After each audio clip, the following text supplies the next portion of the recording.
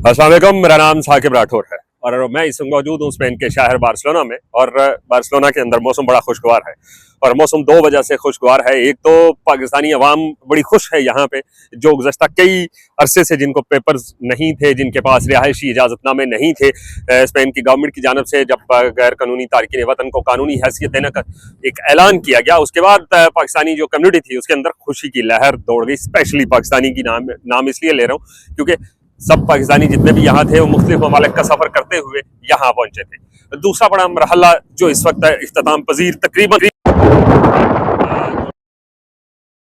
का एम्बेसी जो है और यहाँ पे कौंसलेट है, उस कौंसलेट के अंदर मुराद अली वजीर जो कौंसलेट जनरल है, उनकी जानब से जो करेक्टर सर्टिफिकेट के लिए एक अथॉरिटी लेटर का हसूल था उसको मुमकिन बनाया गया।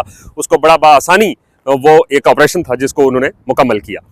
अब दूसरी तरफ बहुत सारे लोगों ने बातें भी की और बहुत सारे ऐसे सवाल उठाए कि ये नहीं करना चाहिए था, ये लाइनें नहीं लगनी चाहिए थी। अब हम क्योंकि बहैसियत पाकिस्तानी मिन हैसुल कौम हम जल्दबाज हैं, हमने कहा क्या पता कितनी लंबी लाइनें लगे और कितना टाइम लग जाए। हालांकि 1 अप्रैल से सबमिट होना मुतवक्के है। अभी उसके ऊपर आराम मांगी गई है, मुख्तलिफ जो स्टेक होल्डर्स हैं रियासत के, यहाँ के स्पेन के, उनसे आराम मांगी गई है कि आप अपनी अपनी राय का इजहार करें कि क्या इमिग्रेशन अगर ओपन करते हैं तो उससे फ़वाइद क्या होंगे, नुकसानात क्या होंगे। लेकिन हमने जल्दी में वो करेक्टर सर्टिफिकेट के लिए अथॉरिटी लेटर जो है उसका हसूल मुमकिन बनाया।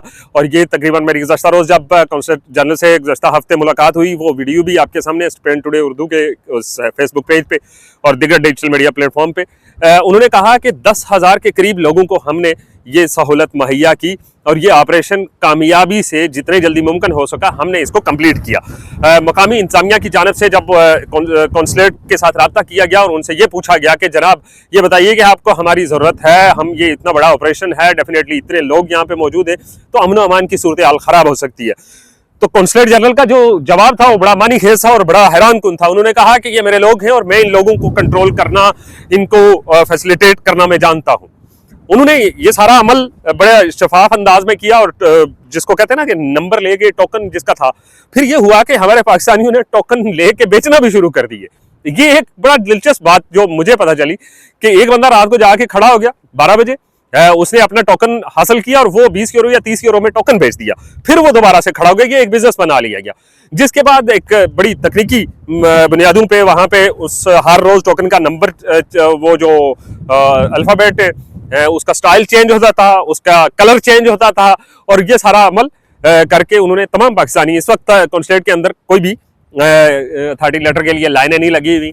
और फिर दूसरी बात, यहाँ की मकामी जो इंतजामिया थी उन्होंने उसको बड़ा अप्रिशिएट भी किया।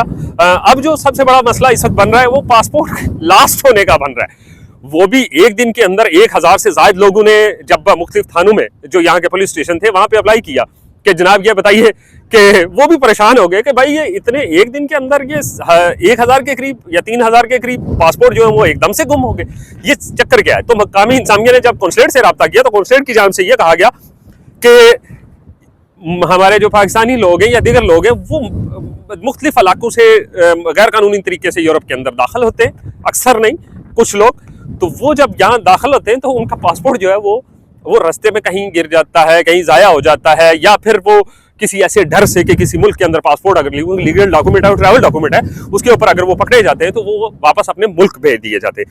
तो उन्होंने इस अमल को, जाहिर सी बात है वो परेशान तो हुए कि एक दिन के अंदर इतनी, और वो फिर अगर वो लास्ट बोर्ड है तो स्पेन के अंदर ही क्यों वो लास्ट हुए।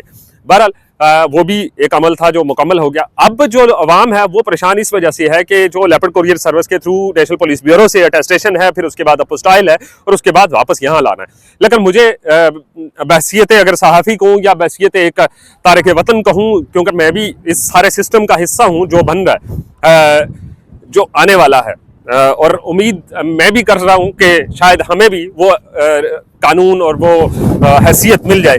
तो सबसे बड़ा मसला ये है कि लोगों के जहन में एक सवाल पैदा हो रहा है कि ये जितने लोग भी हैं इनको इमिग्रेशन इनकी होगी या नहीं होगी। मुख्तलिफ रोज़ एक नई खबर सामने आ रही है, लेकिन यहाँ के मुस्तनद चंद वो लोग जिनको मैं सुनता हूँ, उनमें 3-4 लोग हैं, वसीम रज़ाक हैं, उमर डार हैं, या फिर नवीद साहब हैं।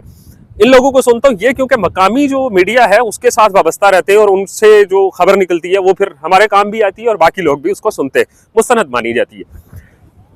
अब वो जो खबरें हैं और आज अब इकट्ठी हो जाएंगी, 300 से ज्यादा तजावीज इस वक्त तक इमिग्रेशन को लेकर इकट्ठी हो चुकी है। फिर मकामी जो अपोजिशन भी है, अपोजिशन जमातें, वो भी इसके ऊपर एतराज कर रही हैं। अपोजिशन हर मुल्क के अंदर अपोजिशन हमेशा उस काम का एतराज करती है उसके ऊपर जिसके अंदर गवर्नमेंट का कोई नेकनामी हो। ये स्पेन का इशू नहीं है, ये हर जगह का। बहरहाल ये उम्मीद है कि ये जो 5 से 6 लाख गैर कानूनी तारिकीन वतन है इनको कानूनी हैसियत दी जाएगी और वो इस सिस्टम का हिस्सा बनेंगे।